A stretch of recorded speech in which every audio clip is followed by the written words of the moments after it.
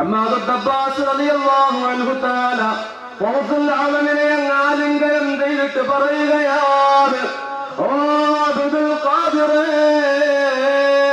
ഇന്നത്തെ അധികാരം എനിക്കാണ് മോനെ. നിന്റെ ഉസ്താദെന്ന നിലക്ക്, നിന്റെ ആത്മീയ ഗുരുവെന്ന നിലക്ക്, ആത്മീയതയുടെ ആഗോള ചക്രവാളത്തിലെ ചക്രവർത്തിയായി നിന്നെ വാഴിക്കാനുള്ള ബാധ്യത എനിക്കാണ് അബ്ദുൽ ഖാദിർ. അതുകൊണ്ട് ഇന്ന് നിന്നെ ഞാൻ പരീക്ഷിക്കുന്നു, ഇന്ന് നിന്നെ ഞാൻ പരിഹസിക്കുന്നു, ഇന്ന് നിന്നെ ഞാൻ അപമാനിക്കുന്നു, ഇന്ന് നിന്നെ ഞാൻ കഷ്ടപ്പെടുത്തുന്നു. മോനെ അബ്ദുൽ ഖാദിർ, നാളത്തെ ലോകത്ത്, ആത്മീയതയുടെ ലോകത്ത്, ആധുനികതയുടെ ലോകത്ത്, ഭൗതികതയുടെ ലോകത്ത് അധികാരം മുഴുവനും കൈയാളുന്ന നിന്റെ മുന്നിൽ ഞാൻ വരുമ്പോ നീ എന്നോടൊന്ന് നീതി കാണിക്കുമോ എന്ന് പറഞ്ഞ് തന്റെ ശിഷ്യനെ വാത്സല്യത്തോടെ കാരുണ്യത്തോടെ ആലിംഗനം ചെയ്യുകയാണ് ഹമ്മാദ് അബ്ബാസ് റളിയല്ലാഹു അൻഹു. യാതൊരു വൈഷമ്യങ്ങളുമില്ല, പകയോ വിദ്വേഷമോ കോപമോ ഒന്നുമില്ല ഉസ്താദിനോട്. പിന്നെ എന്തിനാ ഇയാൾ എന്നോട് പൂട്ടിയിട്ടത്? എന്നെ അകത്തൊന്ന് കയറ്റാൻ പാടില്ലായിരുന്നോ? ഈ തണുപ്പിൽ ഞാൻ ഇന്നലെ കിടന്ന് ബുദ്ധിമുട്ടിയതല്ലേ? ഈ ചോദ്യങ്ങളൊന്നും ഇല്ല. തന്റെ ഉസ്താദിനെ സമ്പൂർണമായി വഴിപ്പെടുകയാണ്. നിങ്ങൾക്ക് കേൾക്കണോ? കാലമിങ്ങനെ കറങ്ങിത്തിരിഞ്ഞു, കാലമിങ്ങനെ കറങ്ങിത്തിരിഞ്ഞു. ബഹുമാനപ്പെട്ട ഹൗസുൽ ഖദ്ദസല്ലാഹു സിർറഹുൽ അസീസ് അവിടുന്ന് പറയുന്നതായിട്ട് ശൈഖ് അബുൽ ഹസൻ ബഗ്ദാദി റളിയല്ലാഹു അൻഹു തആല പറയുന്നു, ഹിജ്റ 529 ദുൽഹിജ്ജ 27-ാം തീയതി ഒരു ബുധനാഴ്ച ദിവസം ശൂനീസ് ഖബർസ്ഥാനിലേക്ക് തങ്ങൾ പോകുകയാണ്. കൂടെ തന്റെ ശിഷ്യന്മാരുണ്ട്, വലിയ വലിയ ആലിമീങ്ങളുണ്ട്, ഫഖീറന്മാരായ സാധാരണക്കാരുമുണ്ട്. വലിയ ഒരു സംഘവുമായിട്ട് ചെല്ലുന്നു. ഖബർസ്ഥാനിന്റെ ചാരത്ത് ചെന്നു. തന്റെ ഉസ്താദ് ഹമ്മാദ് അബ്ബാസ് റളിയല്ലാഹു അൻഹു അവിടുത്തെ കബറടക്കപ്പെട്ട ഖബർസ്ഥാനാണ്. ഈ ഖബർസ്ഥാനിൽ ചെല്ലുമ്പോ പതിവിലേറെ സമയം തങ്ങൾ ഇങ്ങനെ നിൽക്കുകയാണ്. ഖബറിന്റെ ചാര ഇങ്ങനെ നിൽക്കുകയാണ്. കുറെ നേരം ഇങ്ങനെ നിന്നു. അവസാനം അവിടെ നിന്ന് പുഞ്ചിരിച്ചുകൊണ്ട് ഖബറിന്റെ അടുത്ത് നിന്ന് തിരിച്ചു പോന്നു. അപ്പോ ശിഷ്യന്മാരും കൂടെയുള്ളവരും ചോദിച്ചു, അല്ല ശൈഖ് നിങ്ങളെ ഇന്ന് പതിവില്ലാതെ താങ്കൾ ഉസ്താദിന്റെ ഖബറിന്റെ അടുത്ത് നിന്നല്ലോ, അതെന്താ? അപ്പൊ പറഞ്ഞു, ഞാൻ ആ ഖബറിന്റെ ചാരത്ത് നിന്ന് നോക്കുമ്പോ എന്റെ ഉസ്താദ് ഹമ്മാദ് അബ്ബാസ് റളിയല്ലാഹു അൻഹുവിന്റെ കരങ്ങളിൽ സ്വർണത്തിന്റെ വളകൾ ധരിപ്പിക്കപ്പെട്ടിട്ടുണ്ട്, പട്ടിന്റെ വസ്ത്രം ധരിപ്പിക്കപ്പെട്ടിട്ടുണ്ട്, തലയിൽ മാണിക്യങ്ങൾ ഖചിതമായ നല്ല കിരീടം ധരിപ്പിക്കപ്പെട്ടിട്ടുണ്ട്, സ്വർണത്തിന്റെ പാദരക്ഷകൾ ധരിപ്പിക്കപ്പെട്ടിട്ടുണ്ട്. എന്റെ ഉസ്താദ് എല്ലാ ആഡംബരങ്ങളിലുമാണ്, എന്റെ ഉസ്താദ് എല്ലാ ആഡംബരങ്ങളിലുമാണ്. പക്ഷേ ഞാൻ എന്റെ ഉസ്താദിന്റെ കയ്യിലേക്ക് നോക്കുമ്പോ, വലതു കൈയിലേക്ക് നോക്കുമ്പോ എന്റെ ഉസ്താദിന്റെ വലതു കൈക്ക് സ്വാധീനമില്ല. ആ കൈയിങ്ങനെ കിടക്കുകയാണ് അനങ്ങാതെ. ഞാൻ എന്റെ ഉസ്താദിനോട് ചോദിച്ചു, ഉസ്താദേ എന്താ കൈക്ക് പറ്റിയത്? അവിടത്തെ വലത് കൈക്കെന്ത് പറ്റി ഉസ്താദേ? അപ്പോ തങ്ങളോട് ഹമ്മാദ് അബ്ബാസ് റളിയല്ലാഹു അൻഹു തആല പറയുകയാണ്, അബ്ദുൽ ഖാദിറേ, നീ ഓർക്കുന്നുണ്ടോ? ഹിജ്റ 499 വർഷത്തിൽ ഒരു വെള്ളിയാഴ്ച നമ്മൾ ജുമഅക്ക് പോയ ദിവസം ഓർക്കുന്നുണ്ടോ? അന്ന് മോനെ നിന്നെ ഒരു പുഴയിലേക്ക് തള്ളിയിട്ടത് നീ ഓർക്കുന്നുണ്ടോ? ഖബറിൽ കിടന്നുകൊണ്ട് ഉസ്താദ് പറയുകയാണ്, ഇത് ആത്മീയതയുടെ ലോകമാണ്. ഹബീബായ തങ്ങളുടെ ചരിത്രങ്ങളിലെമ്പാടുമുണ്ട്, മുൻകാല അമ്പിയാക്കന്മാരുടെ ചരിത്രങ്ങളിലെമ്പാടുമുണ്ട്. മിഅ്റാജിന്റെ രാത്രിയിൽ അല്ലാഹുവിന്റെ ഹബീബ് പോയപ്പോ ബൈത്തുൽ മുഖദ്ദസിന്റെ ചാരത്ത് മൂസാ കലീമുല്ലാഹ് അലൈഹിസ്സലാത്തു വസ്സലാമിന്റെ ഖബറിന്റെ ചാരത്ത് ചെല്ലുമ്പോ അവിടുന്ന് ഖബറിൽ നിസ്കരിക്കുന്നത് ഞാൻ കണ്ടു എന്ന് പറഞ്ഞ ഹദീസ് നമുക്ക് മുന്നിലുണ്ട്. ഞാൻ തുടരട്ടെ. ഹമ്മാദ് അബ്ബാസ് പറയുന്നു, ആ വെള്ളിയാഴ്ച ദിവസം അതികഠിനമായ തണുപ്പിന്റെ കാഠിന്യത്തിലേക്ക് നിന്നെ തള്ളിയിട്ട കയ്യാണ് മോനെ ഈ വലതുകൈ. അതുകൊണ്ട് ഈ കൈക്ക് റബ്ബ് സ്വാധീനമെന്ന് കളഞ്ഞു. എന്റെ അബ്ദുൽ ഖാദിറേ, നിനക്ക് ഈ ഉസ്താദിനോട് ദേഷ്യമാണോ? നീ ഉസ്താദിനോട് പൊരുത്തപ്പെട്ടില്ലേ? നിനക്കെന്നോട് പൊരുത്തക്കുറവുണ്ടോ? അബ്ദുൽ ഖാദിർ ജീലാനി ഖുദ്ദസല്ലാഹു സിർറഹുൽ അസീസ് പറഞ്ഞില്ല, ഉസ്താദേ എനിക്ക് അവിടത്തോട് യാതൊരു പൊരുത്തക്കുറവുമില്ല, എനിക്കൊരു ദേഷ്യവുമില്ല. എന്റെ മനസ്സിൽ അന്നൊരു സങ്കടം പോലും വന്നിട്ടില്ല. ഇതങ്ങ് കാണുമ്പോ എന്റെ മനസ്സിൽ ഇടിപ്പടക്കങ്ങൾ മുഴങ്ങുകയാണ്. ഞാൻ എന്റെ റബ്ബിലേക്ക് മുന്നിട്ടു, എന്റെ റബ്ബിലേക്ക് മുന്നിട്ടു. ഞാൻ എന്റെ റബ്ബിലേക്ക് കണ്ണുയർത്തി എന്റെ നാഥനോട് ഞാനങ്ങ് തേടി, അല്ലാഹ് ഈ അബ്ദുൽ ഖാദിർ ഖബറിന്റെ ചാരത്ത് നിന്നിട്ട് ചോദിക്കുന്നു, ഹമ്മാദ് അബ്ബാസ് എന്ന എന്റെ പൊന്നാര ഉസ്താദ്, അവിടുത്തെ വലതുകൈക്ക് സ്വാധീനമില്ല റബ്ബേ, അത് പാടില്ല. അബ്ദുൽ ഖാദിർ ചോദിക്കുകയാണ്, മറുപടി തെറ്റാൻ പാടില്ല. റസൂലുള്ളാഹി തങ്ങൾ പറയുന്നു, ഞാൻ ആ ദുആ അന്ന് ചെയ്യുമ്പോ അതാ 5000 മലക്കുകൾ ആമീൻ പറയുന്നു. ആ ഖബറിൽ വെച്ച് തന്നെ, ആ ഖബറിൽ വെച്ച് തന്നെ എന്റെ ഉസ്താദിന്റെ കൈയിന്റെ സ്വാധീനം തിരിച്ചു ഞാൻ കൊടുത്തു. എന്റെ ഉസ്താദിന്റെ കൈക്ക് സ്വാധീനം കിട്ടി. ആ സ്വാധീനം കിട്ടിയ കരങ്ങൾ കൊണ്ട് എന്റെ ഉസ്താദ് എനിക്ക് സലാം തന്നിട്ടാണ് ഞങ്ങൾ അവിടെ നിന്ന് പിരിഞ്ഞത്. ഖബറകത്തുസ്താദേ കുറവാക്കി കണ്ടാരേ, ഖബറുങ്ങൾ നിന്നത് നീക്കിച്ച്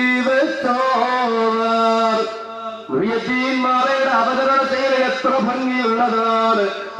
ഔലിയാക്കന്മാരുടെ ലോകമാണ്. ഖബറിൽ കിടക്കുന്ന ഉസ്താദിന്റെ അസുഖം അബദ്ധവും സുബദ്ധമാക്കി മാറ്റിക്കൊടുക്കുന്ന, അസ്വസ്ഥതകൾ മാറ്റിക്കൊടുക്കുന്ന ഗൗസുല്ലാമൻ ഖദ്ദസല്ലാഹു സിർറഹുൽ അസീസ്. ഇതാരോ പറഞ്ഞതല്ല, ഇന്നാരോ വെറുതെ കുത്തിക്കുറിച്ചെടുത്തതല്ല. ഗൗസുല്ലാമന്റെ കൂടെ ഉണ്ടായിരുന്ന ആരിഫീങ്ങൾ പറയുന്നത് സമശീർഷരായ പണ്ഡിതന്മാർ കേട്ടു. അവര് പിന്തലമുറക്ക് പറഞ്ഞു, പിന്നെയും പിന്തലമുറക്ക് പറഞ്ഞു. ഗൗസുല്ലാമൻ ഖദ്ദസല്ലാഹു സിർറഹുൽ അസീസ് എന്ന മഹാനായ വലിയ 471 കാലഘട്ടം മുതൽ ഈ പ്രപഞ്ചത്തിൽ ജീവിച്ചു എന്നതിന് നമുക്ക് എന്താണോ തെളിവ്? ആരാണോ പറഞ്ഞു തന്നത്? അങ്ങനെ ഒരു മനുഷ്യൻ ജീവിച്ചിരുന്നു, അവിടുന്ന് വലിയായിരുന്നു, അവിടുന്ന് ദീനിന്റെ പ്രചാരണം ഏറ്റെടുത്തിരുന്നു എന്ന് മുഅ്മിനീങ്ങൾക്ക് ആരാണോ പരിചയപ്പെടുത്തി കൊടുത്തിയത്, അതേ പരിചയപ്പെടുത്തൽ തന്നെയാണ് റസൂലുള്ളാഹിന്റെ കറാമത്ത് പരിചയപ്പെടുത്തലും. ഇത് ബുദ്ധിയുള്ള യുക്തിയാണ്. അള്ളാഹു സത്യം മനസ്സിലാക്കാൻ നമുക്ക് ഭാഗ്യം നൽകട്ടെ. എല്ലാവരും ഫ്രണ്ടിൽ സീറ്റ് ഉണ്ട്, അവിടെയൊക്കെ ആളുകൾ ഫ്രണ്ടിൽ സ്ഥലമില്ലാന്ന്, ബാക്കിൽ സ്ഥലം കാണാഞ്ഞിട്ട് എല്ലാവരും അവിടെ നിൽക്കണം. അവിടേക്ക് ബാക്കിലിരിക്കുന്നവരെ കൂടെ കയറി ആ സീറ്റ് ഒന്ന് ഫുള്ളാക്കി കൊടുക്കുകയാണെങ്കിൽ അവിടെ ബാക്കിലിരിക്കുന്നവർ കയറിക്കോളും. അപ്പോ ഹമ്മാദ് അബ്ബാസ് റളിയല്ലാഹു അൻഹുവിന് ഇപ്രകാരം ഗൗസുൽ ആലം തങ്ങള് വലിയ ഒരു സഹായം ചെയ്തു കൊടുക്കും. നിങ്ങൾക്ക് കേൾക്കണോ? ഈ ചരിത്രം അവസാനിക്കുന്നില്ല. ഹമ്മാദ് അബ്ബാസ് എന്ന റളിയല്ലാഹു അൻഹു എന്ന മഹാനായ വലിയന് ഇത്ര വലിയ ഒരു സഹായം ഗൗസുൽ ആലം ഖദ്ദസല്ലാഹു സിർറഹുൽ അസീസ് ചെയ്തു കൊടുത്തു എന്ന വിവരം ബാഗ്ദാദിലാകെ പാട്ടായി. എല്ലാവർക്കും വ്യാപിച്ചു ഈ വിഷയം. ഹമ്മാദ് അബ്ബാസ് റളിയല്ലാഹു അൻഹുവിന്റെ അനുയായികളും നാട്ടുകാരും എല്ലാവരും വേഗം വന്നു ഗൗസുൽ ആലം ഖദ്ദസല്ലാഹു സിർറഹുൽ അസീസ് തങ്ങളുടെ സദസ്സിലേക്ക്. ഇതിന്റെ നിജസ്ഥിതി അറിയണം.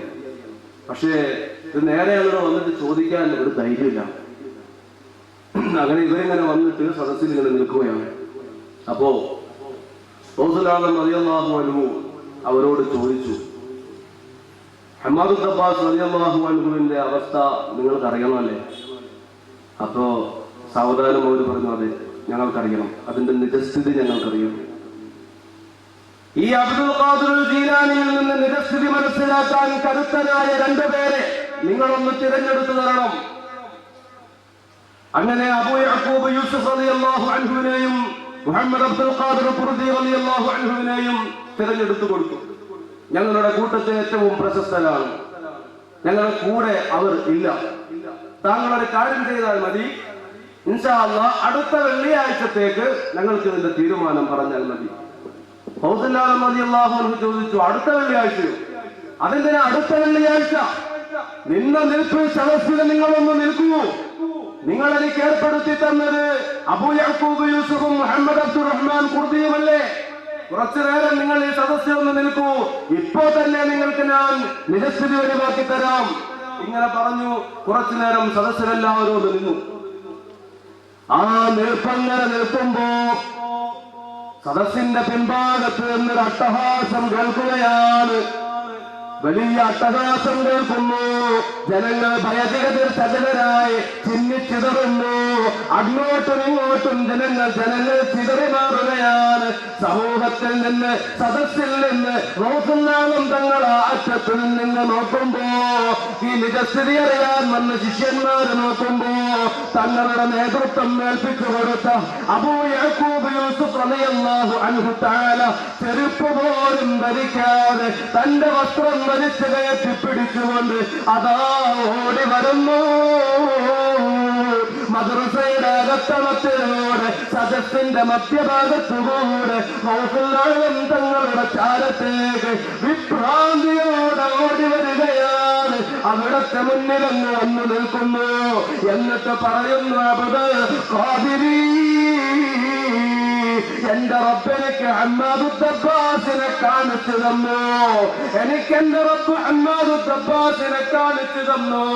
ഹമ്മാദു ദബ്ബാസ് എന്നോട് പറഞ്ഞു, മോനെ അബൂ യഅ്ഖൂബ് യൂസുഫേ, വേഗം ചെല്ലടാ, നിന്റെ കൂട്ടുകാരൻ അബ്ദുൽ ഖാദിറിന്റെ ചാരത്തുണ്ട്, അവർക്ക് നിജസ്ഥിതി അറിയണമത്രേ.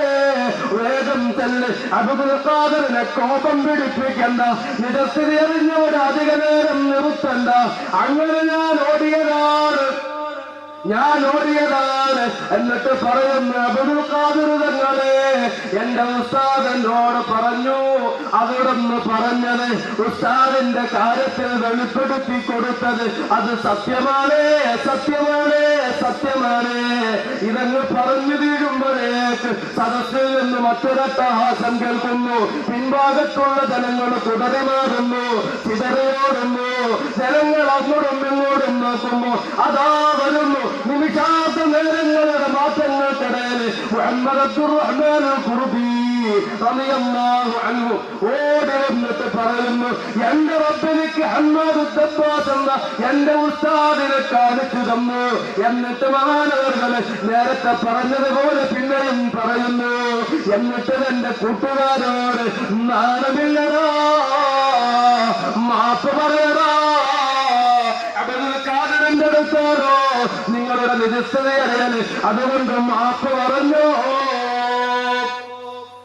സദസ്സിൽ നിർത്തിയിട്ട് അവർ മാപ്പ് പറഞ്ഞങ്ങ് തിരിച്ചങ്ങ് പോയി.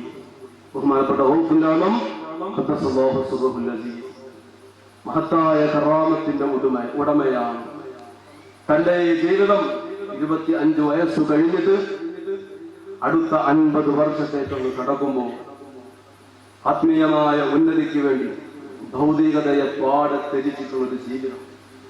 നമുക്കറിയുമോ, ബഹുമാനപ്പെട്ട ഔഫുല്ലാനം റളിയല്ലാഹു അൻഹു തആല തന്റെ നല്ല വസ്ത്രങ്ങളെല്ലാം ഊരിയങ്ങ് വെച്ചു. ഒരു കീറിയ കമ്പിളി എടുത്ത് പുതച്ചു, ചെരുപ്പങ്ങെടുത്തെറിഞ്ഞു. ഇനി ചെരുപ്പില്ലാത്ത ജീവിതമാണ്, കാട് കയറിയുള്ള ജീവിതമാണ്, വനം തേടിയുള്ള ജീവിതമാണ്, മരുഭൂമിയിലൂടെയുള്ള ജീവിതമാണ്, പട്ടിണിയുടെയും പരിവട്ടത്തിന്റെയും ദാരിദ്ര്യത്തിന്റെയും ഭ്രാന്തിയുടെയും ലോകത്തെ ആത്മീയതയുടെ ഉന്നതങ്ങൾ തേടിയുള്ള ലോകം. നമുക്ക് അല്ലാഹു നോമ്പ് നിർബന്ധമാക്കി ലഅല്ലകും തുഫ്ലിഹൂൻ, തഖ്വൂൻ, നിങ്ങൾ തഖ്വയുള്ളവരാകുവാൻ വേണ്ടി. പക്ഷേ രാവിലെ മുതൽ രാത്രി വരെ നാം പട്ടിണി കിടക്കുന്നുവെങ്കിലും പിന്നത്തെ ആ രാത്രി മുതൽ രാവിലെ വരെ മൂക്കറ്റം തിന്നുന്നത് കൊണ്ട് നമുക്ക് ആ തഖ്വ കിട്ടുന്നില്ല. അല്ലാഹു തൗഫീഖ് നൽകി അനുഗ്രഹിക്കട്ടെ. അമ്മ പറഞ്ഞു, അല്ലാഹു തൗഫീഖ് നൽകി അനുഗ്രഹിക്കട്ടെ. റസൂലുള്ളാഹി റളിയല്ലാഹു അൻഹു തന്റെ ആ മുജാഹദയുടെ 25 കൊല്ലത്തെ ജീവിതം ഇറാഖിന്റെ മരുഭൂമിയിലൂടെ, സഹാറ മരുഭൂമിയിലൂടെ, മദായിനിന്റെ മലമ്പാതകളിലൂടെ, ഈവാൻ കിസ്റയുടെ ചുറ്റുവട്ടങ്ങളിലൂടെ റസൂലുള്ളാഹി റളിയല്ലാഹു അൻഹു ഇങ്ങനെ നടക്കുകയാണ്. അവിടുന്ന് പറഞ്ഞില്ലേ, എന്നെ ആരും അറിയില്ല, ഞാൻ ആരെയും അറിയില്ല. അങ്ങനത്തെ ഒരു ജീവിതം, ഒരു കൊല്ലത്തെ അദ്ദേഹത്തിന്റെ ജീവിതം, ദിവസത്തിൽ ഒരിറക്ക് വെള്ളം മാത്രം കുടിച്ചിട്ടുള്ള ജീവിതം. ഇവിടെ ശരിക്കും ശ്രദ്ധിക്കാം, ഒരു കൊല്ലം ദിവസത്തിൽ ഒരിക്കൽ ഒരിറക്ക് വെള്ളം കുടിച്ചിട്ട് ഒരു കൊല്ലം ജീവിച്ചു. ആ കൊല്ലം ഭക്ഷണമില്ല. രണ്ടാമത്തെ കൊല്ലം വരുമ്പോ വെള്ളം ഉപേക്ഷിക്കുകയാണ്. പാടെ അങ്ങോട്ട് മാർക്കറ്റിന്റെ സൈഡിലൂടെ ഒന്ന് നടന്നു നോക്കും. അവിടെ നിന്ന് വല്ല ഗോതമ്പ് മണിയോ ധാന്യമണികളോ കിട്ടിയാൽ പെറുക്കി തിന്നും. അതല്ലെങ്കിൽ മാർക്കറ്റിന്റെ സൈഡിൽ വല്ല ചീരയുടെ ഇലയോ ചീരത്തണ്ടോ കിടപ്പുണ്ടെങ്കിൽ അത് പെറുക്കി തിന്നും. പണം കൊടുത്ത് ഹോട്ടലിൽ കയറി ഭക്ഷണം കഴിക്കുന്ന പതിവില്ല, അല്ലെങ്കിൽ പച്ചില ഭക്ഷിക്കും. അങ്ങനെ രണ്ടാമത്തെ കൊല്ലം ഭക്ഷണത്തിന്റെ ധാന്യമണികളോ പച്ചിലകളോ മാത്രം തിന്നിട്ടുള്ള ജീവിതമാണ്. മൂന്നാമത്തെ കൊല്ലം വരുമ്പോ വെള്ളമില്ല, ഭക്ഷണമില്ല, അതിന്റെ കൂടെ ഉറക്കവുമില്ല. ഇങ്ങനെ 3 കൊല്ലം എന്റെ റബ്ബിന്റെ പാതയിലേക്ക് ഞാൻ പതിഞ്ഞിറങ്ങുമ്പോ എനിക്ക് ഭക്ഷണത്തിന്റെ ആവശ്യമില്ല, എനിക്ക് പാനീയത്തിന്റെ ആവശ്യമില്ല, എനിക്ക് ഉറക്കത്തിന്റെ ആവശ്യമില്ല. മദായിനിന്റെ മലമ്പാതകളിൽ ചാരിയിരിക്കുമ്പോ, എന്റെ റബ്ബിന്റെ ഇബാദത്തിന് വേണ്ടി കാത്തിരിക്കുമ്പോ, ഇടയ്ക്കെന്റെ കണ്ണിൽ ഉറക്കം വന്നു തൂങ്ങുമ്പോ ഞാൻ അദൃശ്യമായ ഒരു വിളയാളം കേൾക്കുന്നു. ഇതിനു വേണ്ടിയാണോ അബ്ദുൽ ഖാദിറേ നിന്നെ ഞാൻ സൃഷ്ടിച്ചത് എന്ന് പറഞ്ഞാൽ ഉറങ്ങാൻ പാടില്ലത്രേ, ഉറങ്ങാൻ പാടില്ല. ഇബാദത്തിന്റെ അരികിലെപ്പോഴും ഉറക്കം വന്നാൽ ഉടനെ ഒരു വിലയാണ്, ഉള്ളാൽ ഒരു വിലയാണ്, മനസ്സ് കിടക്കുന്ന വിലയാണ്, കണ്ണുറപ്പിക്കുന്ന വിലയാണ്, ഉറക്കം വായിപ്പിക്കുന്ന വിലയാണ്. ഉറങ്ങാൻ പാടില്ല, ഒരു കൊല്ലം ഉറങ്ങാൻ പാടില്ല. 40 ദിവസം തുടർച്ചയായിട്ട് വെള്ളമില്ലാതെ, ഉറക്കമില്ലാതെ, ഭക്ഷണമില്ലാതെ നിന്ന നിൽപ്പാണ് ഇബാദത്താണ്. അങ്ങനത്തെ മുജാഹദയുടെ കാലഘട്ടം.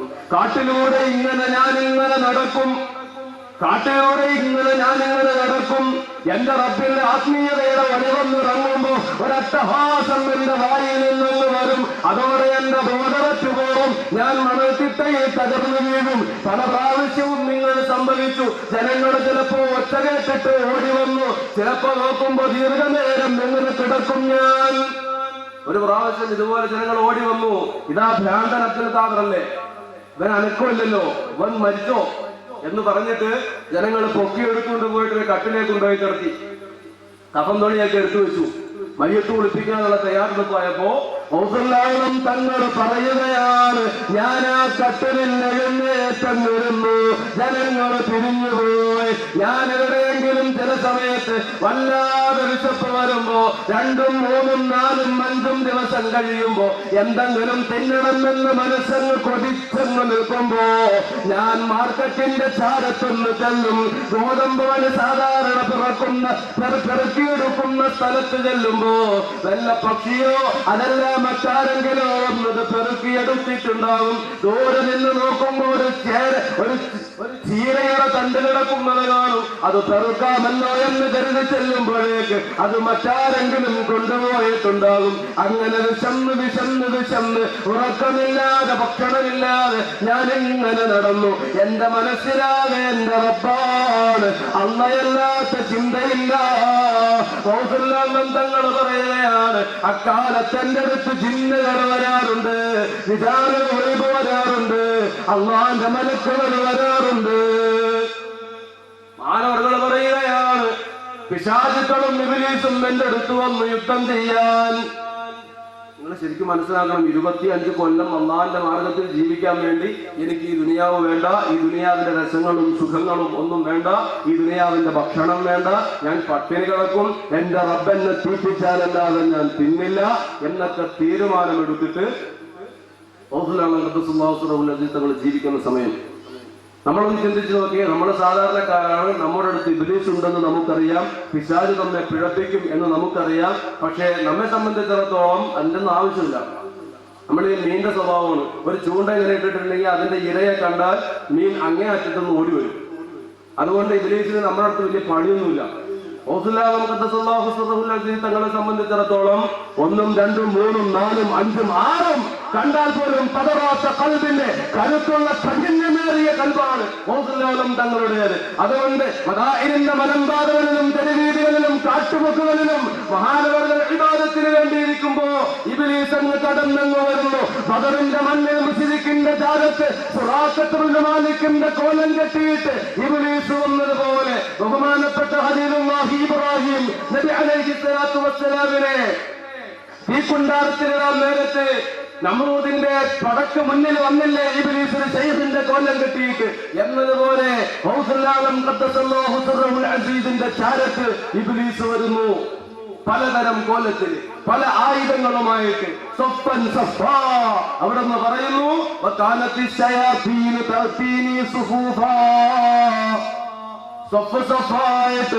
അടിയണിയായിട്ട് ഒന്നിന് പിറകെ മറ്റൊന്നായിട്ട് പിശാചന്റെ അടുത്ത് ഇങ്ങനെ വന്നുകൊണ്ടിരുന്നു. അവന്റെ കയ്യിൽ പലതരത്തിലുള്ള ആയുധങ്ങളുണ്ട്. എന്നെ ഭീഷണിപ്പെടുത്തലാണ്. ഇവിടെ എഴുന്നേറ്റ് പോടാ. കാരണം ഏകാന്തമായി കിടക്കുന്ന പ്രദേശങ്ങളിൽ പൈശാചിക ശക്തികളെ വിവരിക്കുന്ന സങ്കേതങ്ങളാണ്. ഇവിടെ എഴുന്നേറ്റ് പോടാ, ഇല്ലെങ്കിൽ നിന്നെ ഞങ്ങൾ കരിച്ചു കളയും, നിന്റെ നേരെ ഞങ്ങൾ തീപ്പന്തമെറിയും, നിന്നെ ഞങ്ങൾ കൊലപ്പെടുത്തിക്കളയും. ഭീകരമായി തീവ്രമായി തീക്ഷ്ണമായി തങ്ങളെ ഭീഷണിപ്പെടുത്തുകയാണ്. തങ്ങൾ പറയുന്നു, ഇതിങ്ങനെ കേൾക്കുമ്പോ ഞാൻ പതറില്ല. എന്റെ മനസ്സിൽ ഞാനൊരു ഉൾവിളി കേൾക്കുകയാണ്, ഒരു ഉൾവിളി കേൾക്കുകയാണ്.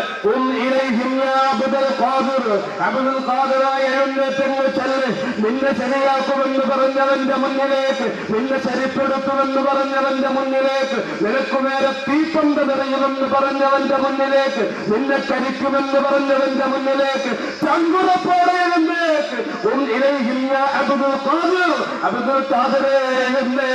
ചെല്ലുമോനെ. അവന്റെ വങ്കത്തരം നാം ഒന്ന് കാണട്ടെ, അവന്റെ വമ്പത്തം നാം ഒന്ന് കാണട്ടെ. നിനക്കവനെ ശരിയാക്കി തരാനുള്ള കൂവത്ത് നാം അവനെ ശക്തിപ്പെടുത്തി എന്ന് റബ്ബ് പറഞ്ഞില്ലേ? അതേ റബ്ബ് അവനെ ശക്തിപ്പെടുത്തുന്നു. നിങ്ങൾ പറയുകയാണ്, എന്റെ ഉള്ളിൽ ഈ വിളിയെന്ന് കേൾക്കുമ്പോഴേക്ക് ഞാൻ അവിടെ നിന്നെഴുന്നേറ്റെന്ന് ചെന്നു. ഈ കോലം കെട്ടി നിൽക്കുന്ന സർവായുധ വിഭൂഷിതനായി എന്നെ വെല്ലുവിളിക്കുന്ന പൈശാചിക ശക്തികളുടെ വ്യൂഹത്തിനിടയിലേക്ക് ഞാൻ എഴുന്നേറ്റങ്ങോട്ട് ചങ്കുറപ്പോടെ അങ്ങ് ചെല്ലുമ്പോ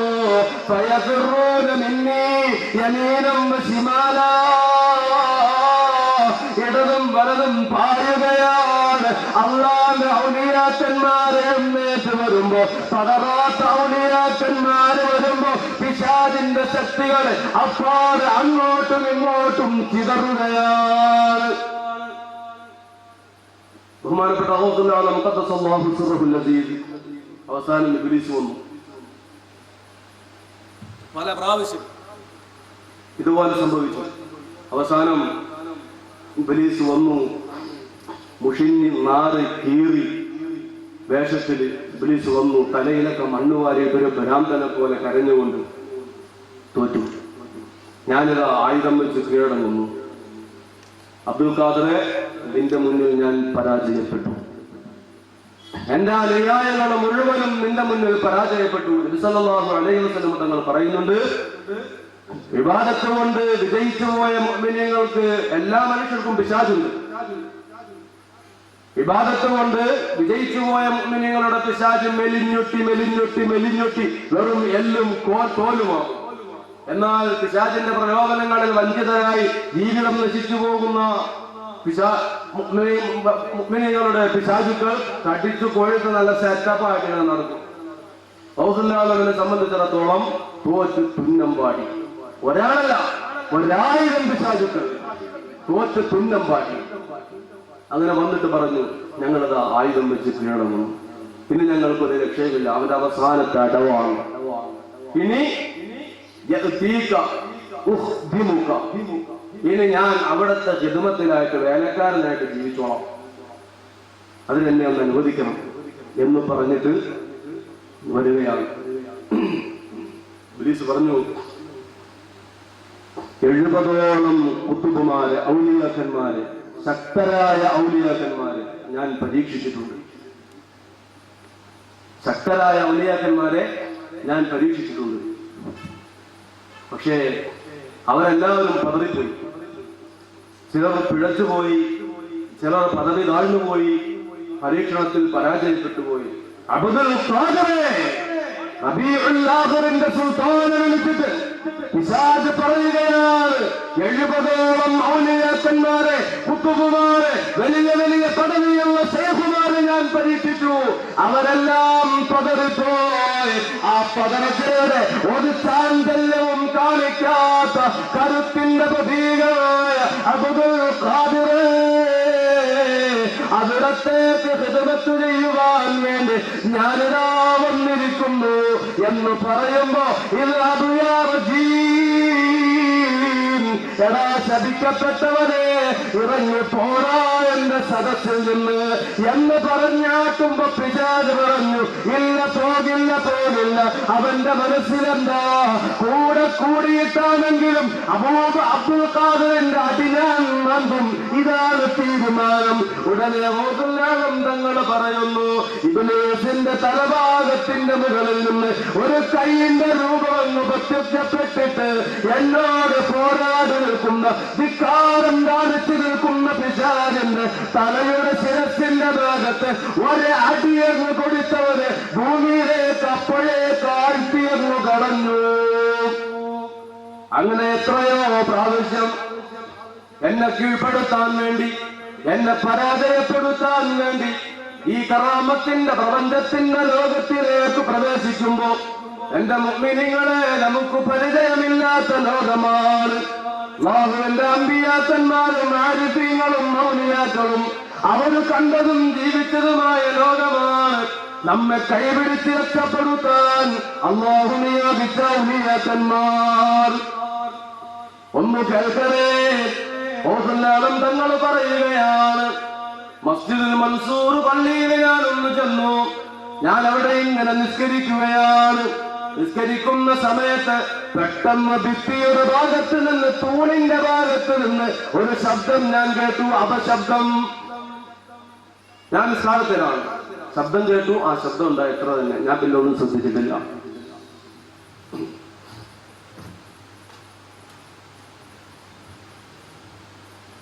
അങ്ങനെ ഞാൻ സുജൂദിലേക്കൊന്ന് പോയി.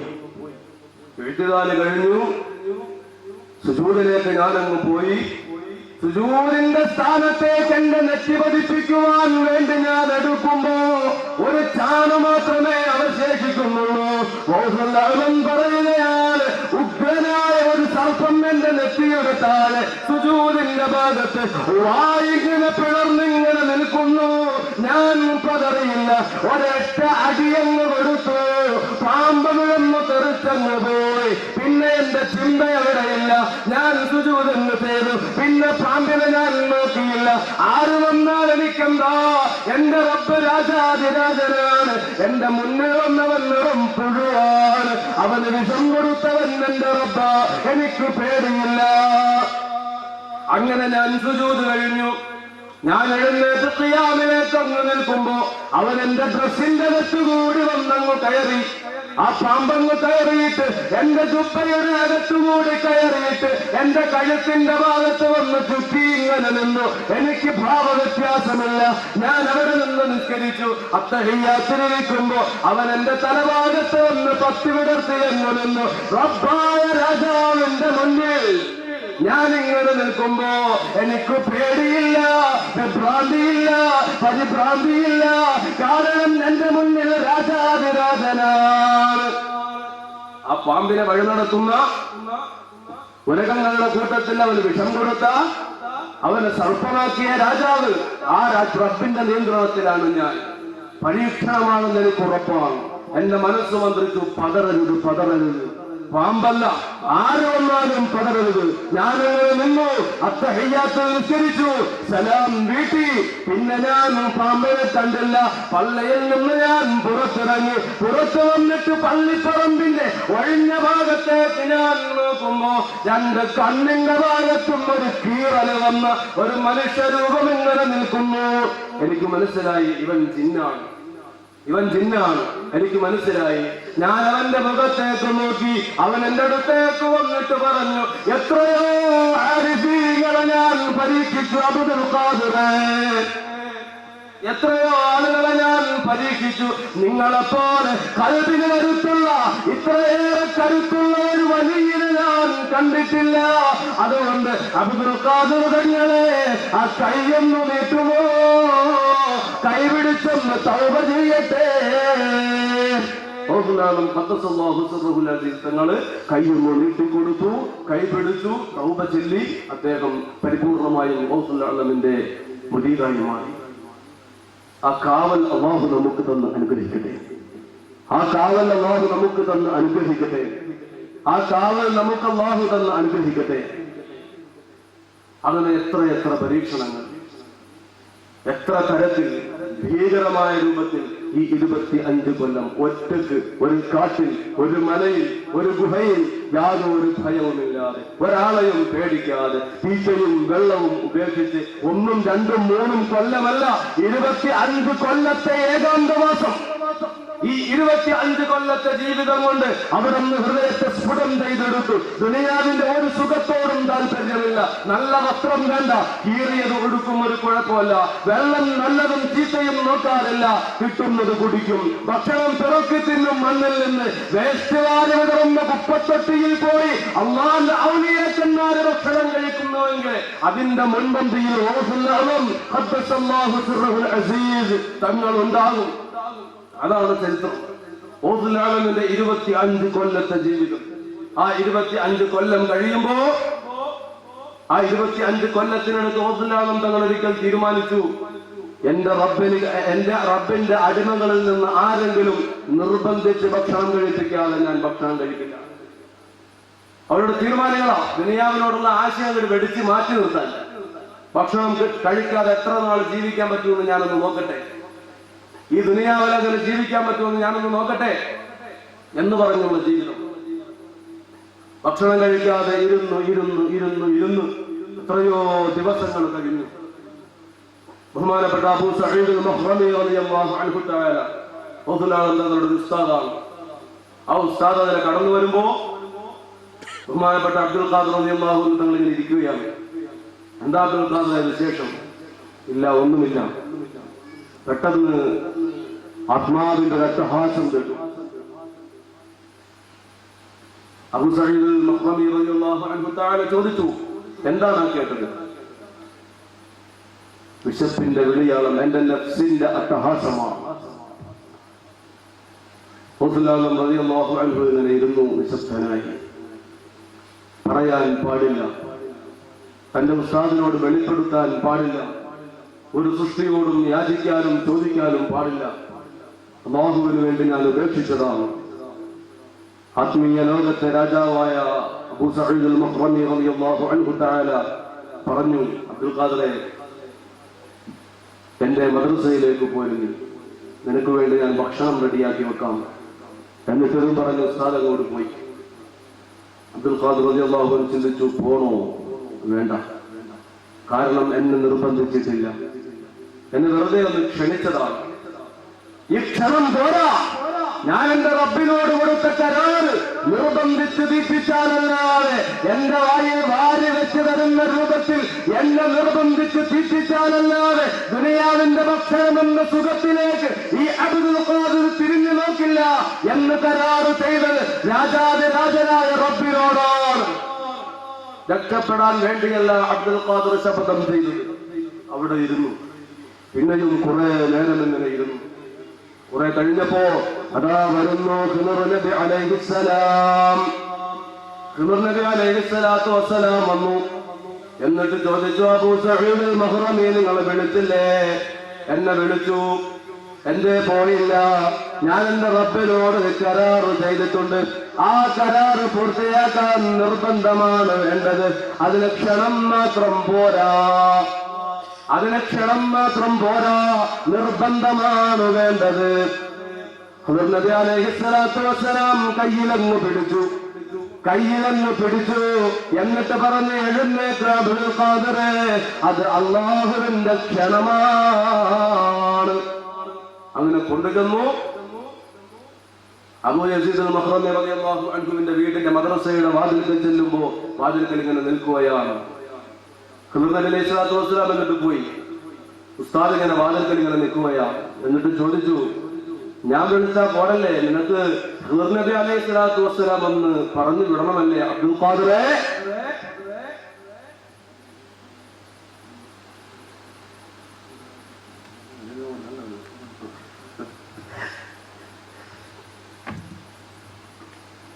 അബ്ദുൽ ഖാദിർ റളിയല്ലാഹു അൻഹുവിന് അങ്ങനെ ഉസ്താദ് നിർബന്ധിച്ച് ഭക്ഷണം കൊടുത്തു. അതുവരെ അദ്ദേഹം ഭക്ഷണം കഴിച്ചിട്ടില്ല. അങ്ങനെ ദുനിയാവ് അപ്പാടെ അങ്ങ് വെടിഞ്ഞു. യാതൊരു ആഗ്രഹങ്ങളുമില്ല. ഒരു ദിവസം അദ്ദേഹം തീരുമാനിച്ചു, 40 ദിവസം ഞാൻ എന്റെ ഭക്ഷണം ഞാൻ കഴിക്കില്ല. എനിക്ക് എന്റെ റബ്ബ് വാനലോകത്ത് നിന്ന് എനിക്ക് സ്വർഗീയ ഭക്ഷണം കൊണ്ടുവന്നാലല്ലാതെ ഞാൻ ഭക്ഷണം കഴിക്കില്ല. 40 ദിവസത്തേക്ക് നോമ്പെടുക്കുകയാണ്. അങ്ങനെ നോമ്പെടുത്തു. 38ാമത്തെ ദിവസമാകുമ്പോ ബഹുമാനപ്പെട്ട ഉസ്മാൻ ഇബ്നു അഫ്ഫാൻ റളിയല്ലാഹു അൻഹുവിന്റെ വീടിന്റെ മുകളിൽ തന്റെ ഖിലാഫത്തിന്റെ ഭരണത്തിന്റെ അവസാന കാലത്ത് തന്റെ വീട്ടിൽ തന്നെ തടഞ്ഞിട്ടിട്ട് തന്റെ ശത്രുക്കൾ പച്ചവെള്ളം പോലും വരാതെ തടങ്കലിലിട്ടപ്പോ അല്ലാഹുവിന്റെ ഹബീബായ മുഹമ്മദ് മുസ്തഫ സല്ലല്ലാഹു അലൈഹി വസല്ലം തങ്ങൾ വീടിന്റെ മുകളിൽ ഒരു താരത്തിലൂടെ നോക്കിയിട്ട്, ഇന്ന് എന്റെ കൂടെ നോമ്പ് തുറക്കാൻ അങ്ങോട്ട് വരണോ എന്ന് ചോദിച്ചതുപോലെ 38ാമത്തെ ദിവസമാകുമ്പോ അതാ വരുന്നു. വീടിന്റെ മുകളിലൂടെ ഒരു സ്വർണത്തിന്റെ പാത്രമാണ്, മതിൽ നിറയെ വെള്ളമാണ്, നല്ല പാനീയമാണ്. മറ്റൊരു പാത്രവും വരുന്നു, സ്വർണത്തിന്റെ പാത്രം തന്നെയാണ്, അതിലാകെ ഭക്ഷണമാണ്, സ്വർഗീയ ഭക്ഷണമാണ്, നല്ല സുഗന്ധമുള്ള ഭക്ഷണമാണ്. ഇത് രണ്ടും ഇങ്ങനെ ഇറങ്ങി വരുമ്പോ അതിന്റെ പിന്നാലെ ഒരു അശരീരിയും വരുന്നു. അവിടുത്തെ ഉപ്പാപ്പയായ മുഹമ്മദ് റസൂലുള്ളാഹി സല്ലല്ലാഹു അലൈഹി വസല്ലം തങ്ങൾക്ക് ഹറാമാക്കിയതെല്ലാം അബ്ദുൽ ഖാദിർ നിങ്ങൾക്ക് ഞാൻ ഹലാലാക്കിയിരിക്കുന്നു. അതായത് സ്വർണ്ണപാത്രത്തിൽ ഭക്ഷണം കഴിക്കല് നിങ്ങൾക്ക് ഹലാലാക്കി തന്നിരിക്കുന്നു. ഇതെന്ന് കേൾക്കുമ്പോഴേക്ക് എടുത്തുകൊണ്ട് പോടാ, നിന്റെ സ്വർണ്ണപാത്രം എടുത്തുകൊണ്ട് പോടാ എന്ന് പറഞ്ഞിട്ട് ഓടിക്കുകയാണ്. അപ്പൊ ശിഷ്യന്മാര് ചോദിച്ചു, അതെങ്ങനെയാ നിങ്ങൾക്ക് മനസ്സിലായത് പിശാചിന്റേതാണെന്ന്? അപ്പൊ പറഞ്ഞു, നിങ്ങൾ കേട്ടില്ല മക്കളെ, സ്വർണപാത്രത്തിൽ കൊണ്ടുവന്നു തന്നിട്ട് നിങ്ങളുടെ വെല്ലുപ്പാക്ക് ഹറാമാക്കപ്പെട്ടത് അബ്ദുൽ ഖാദിർ നിങ്ങൾക്ക് ഹലാലാക്കി തന്നിരിക്കുന്നു എന്ന് പറഞ്ഞത് കേട്ടില്ലേ? അത് ശരീഅത്തിന് എതിരല്ലേ? എത്ര വലിയ വലിയായാലും ശരീഅത്ത് വിട്ടിട്ടൊരു കളിയില്ല. ശരീഅത്തിന്റെ നിയമം അനുസരിക്കാത്ത ഒരുത്തരും അല്ലാഹുവിന്റെ വലിയുടെ കൂട്ടത്തിൽ പെടില്ല. എന്റെ ചെറുപ്പക്കാരോട് ഓർമ്മപ്പെടുത്തുന്നു, ആരെങ്കിലും ഒക്കെ കാണിക്കുന്നത് കണ്ടിട്ട് സ്വർണത്തിന്റെ മോതിരം ധരിക്കാൻ കണ്ട കല്യാണത്തിന്റെ സമയമാകുമ്പോ ഒരു മോതിരമിടൽ ചടങ്ങുണ്ട്. ചെറുക്കന്റെ കയ്യിലേക്ക് സ്വർണ്ണമോതിരം ഇട്ടുകൊടുക്കുന്നത് പതിവ്. ചില ചെറുപ്പക്കാര് സ്വർണത്തിന്റെ ചെയിനിടുന്നത് പതിവുണ്ട്. ചില ചെറുപ്പക്കാര് സ്വർണത്തിന്റെ മാല ആഢ്യത്വത്തിന്റെ ആഡംബരത്തിന്റെ അവസാന വാക്ക് ബോധിപ്പിക്കാൻ കഴുത്തിൽ ഗോൾഡ് മാല അണിയുന്നവരുണ്ട്. എന്റെ മുഅ്മിനേ, അല്ലാഹുവിനെ മറന്നിട്ടുള്ള കളിയാ യുവാക്കളോട് ഓർമ്മപ്പെടുത്തുന്നു. അതുപോലെ തന്നെ യുവതികളോട്, സഹോദരിമാരോട്, ഉമ്മമാരോട് ഓർമ്മപ്പെടുത്തട്ടെ. നിങ്ങൾക്ക് റബ്ബ് പട്ട് ഹലാലാക്കി, സ്വർണം നിങ്ങൾക്ക് ഹലാലാക്കി, ചെറുപ്പക്കാർക്ക് പുരുഷന്മാർക്ക് ഹറാമാക്കിയ പലതും നിങ്ങൾക്ക് നിങ്ങളുടെ റബ്ബ് ഹലാലാക്കി തന്നിട്ടുണ്ട്. എന്നാൽ സുഗന്ധം പൂശല് പൊതുവഴികളിലേക്ക് ഇറങ്ങുമ്പോ, പബ്ലിക് റോഡുകളിലേക്ക് ഇറങ്ങുമ്പോ, പൊതുജനത്തിന്റെ മുന്നിൽ വരുമ്പോ സുഗന്ധം ഉപേക്ഷിക്കുന്ന പെണ്ണിനെ ഹബീബായ മുഹമ്മദ് റസൂലുള്ളാഹ് സല്ലല്ലാഹു അലൈഹി വസല്ലമ തങ്ങളെ അവിടുന്ന് പറഞ്ഞതെന്ന് കേൾക്കണോ? അന്യപുരുഷന്റെ മുന്നിൽ വരുമ്പോ എന്റെ ശരീരത്തിൽ നിന്ന് വരുന്ന അത്തറിന്റെ പെർഫ്യൂമിന്റെ സുഗന്ധമൊന്ന് അടിച്ചു വീശിയിട്ട് വഴിവക്കിലുള്ള ജനങ്ങളെന്ന് വന്ന് ശ്രദ്ധിക്കട്ടെ എന്ന് കരുതിയിട്ട് സുഗന്ധം പൂശുന്ന പെണ്ണ്, ഈ ശബ്ദം കേൾക്കുന്ന പെണ്ണിന്റെ കൂട്ടത്തിലുണ്ടോ? ഹബീബിന്റെ വാക്ക് കടമെടുത്തിട്ട് പറയട്ടെ, അവളുടെ വ്യഭിചാരിയാണ്, അവളുടെ വ്യഭിചാരിയാണ്, അവളുടെ വ്യഭിചാരിയാണ്. ഖാല റസൂലുള്ളാഹ് സല്ലല്ലാഹു അലൈഹി വസല്ലം. ശരീഅത്ത് വിട്ടിട്ടൊരു കളിയില്ല, ശരീഅത്ത് വിട്ടിട്ടൊരു കളിയില്ല. അല്ലാഹുവിന്റെ ഹബീബ് ശപിച്ചു അങ്ങനത്തെ പെണ്ണുങ്ങളെ. സ്വർണം ധരിക്കുന്ന പെണ്ണിനെ ശപിച്ചു. അല്ലാഹുവിന്റെ ഹബീബിന്റെ സദസ്സിലേക്ക് ഒരു സഹാബി കയറി വന്നു. അയാളുടെ കയ്യിലൊരു മോതിരമുണ്ട്. അല്ലാഹുവിന്റെ റസൂല് നോക്കുമ്പോ അത് സ്വർണത്തിന്റെ മോതിരമാണ്. സല്ലല്ലാഹു അലൈഹി വസല്ലം തങ്ങള് അവനോട് പറഞ്ഞു, ആ മോതിരം അവനിൽ നിന്ന് വിളിച്ചിട്ട് ആ മോതിരം മേടിച്ചിട്ട് വലിച്ചെറിയറങ്ങുമോ? ഇത് ധരിക്കാൻ പാടില്ല മോനെ, സ്വർണം ധരിക്കാൻ പാടില്ല. സല്ലല്ലാഹു അലൈഹി വസല്ലം തങ്ങൾ കുറച്ചു നേരം കഴിഞ്ഞിട്ട് സദസ്സിൽ അങ്ങോട്ട് പോയി. അപ്പോ അവിടെ ഇരുന്നിട്ട് സഹാബത്ത് പറഞ്ഞു, എടാ ചങ്ങാതി, ആ മോതിരിട്ടോ, നിനക്കത് കൊണ്ടുപോയി വിറ്റ് നീ ധരിക്കണ്ട, അത് വിറ്റ് നിനക്ക് കാശാക്കാമല്ലോ എന്ന് പറഞ്ഞപ്പോ ആ കൂട്ടുകാരൻ പറഞ്ഞു, എന്റെ ഹബീബന്റെ കരങ്ങളിൽ നിന്ന് വലിച്ചെറിഞ്ഞു കളഞ്ഞ ഒരു സമ്പാദ്യം, അത് സ്വർണമാകട്ടെ, അത് രത്നമാകട്ടെ, അത് ഗോമേതകമാകട്ടെ, അത് മാണിക്യമാകട്ടെ, ഈ വർത്തമാനകാലത്തിന്റെ വർത്തമാനങ്ങളിൽ 100 കോടി വിലയുള്ള നീലവജ്രം രേഖപ്പെടുത്തപ്പെട്ട് കിടപ്പില്ലേ? എന്റെ കരങ്ങളിൽ നിന്ന് എന്റെ ഹബീബ് വലിച്ചെറിഞ്ഞു കളഞ്ഞ ആ സ്വർണമോതിരം എടുത്തിട്ട് എനിക്കിനി ഒരു സമ്പാദ്യമോ എന്റെ റസൂല് വലിച്ചെറിഞ്ഞത് ഇനി എന്റെ ജീവിതത്തിലില്ല. നമുക്ക് ചിന്തിക്കാൻ പറ്റും ഇങ്ങനെ? നമ്മൾ ചിന്തിക്കും, വലിച്ചെറിഞ്ഞത് ധരിക്കണ്ടെന്ന് പറഞ്ഞിട്ടല്ലേ, ബാക്കിയുള്ള വഴികളിലൂടെ നോക്കാമല്ലോ. നമ്മുടെ ഹൃദയത്തിൽ അല്ലാഹു നല്ല തഖ്വ നൽകി അനുഗ്രഹിക്കട്ടെ, അല്ലാഹു നല്ല സൂക്ഷ്മത നൽകി അനുഗ്രഹിക്കട്ടെ.